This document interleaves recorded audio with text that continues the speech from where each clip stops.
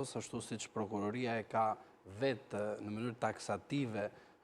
vendimarrjen tek trupi gjykues, gjykatat tona dhe sigurisht gjykata e posaçme nuk është e pavarur dhe e paanshme, ndikohet sigurisht nga prokurori që ka bashkëpunëtor për shkak të procesit që ata kanë me njëri tjetrin. Për njëjtën këtu kam thënë që gjyqtarët dhe prokurorët janë shok dhe miq me njëri tjetrin dhe nuk ja prishin hallet njëri tjetrit dhe nuk futen në punën e tyre duke bërë drejtësinë e dur dhe atë që i ka munguar popullit shqiptar. Këtë nuk e them për shkak për zotin Meta ose për shkak të politikanëve të tjerë të përfshirë nga drejtësia e mashtrimit, e cila është një drejtësi që në fund fare nuk jep një vendimarrje bazuar në prova dhe vendimi i gjykatës së lartë nuk do të vi kurrë se si në ndihmë tek zoti Meta për një arsye të vetëm sepse në rast se do të kemi një proces të rregullt ligjor që nga fillimi i vet, atëherë ne do të bazohemi tek provat që janë brenda në dosje dhe janë të gjitha pothuajse prova janë në favor të zotit Meta.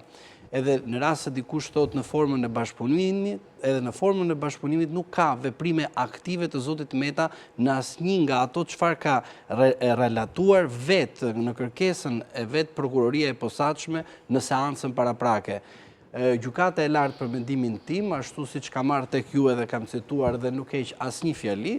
është në ndihmë absolute të grupit parlamentar socialist që u bë zgjatimi i grupit socialist zoti Sadushi, ashtu sikur dikur ishte zoti Dumani në krye të prokurorisë së posaçme zgjatimi i asamblesë së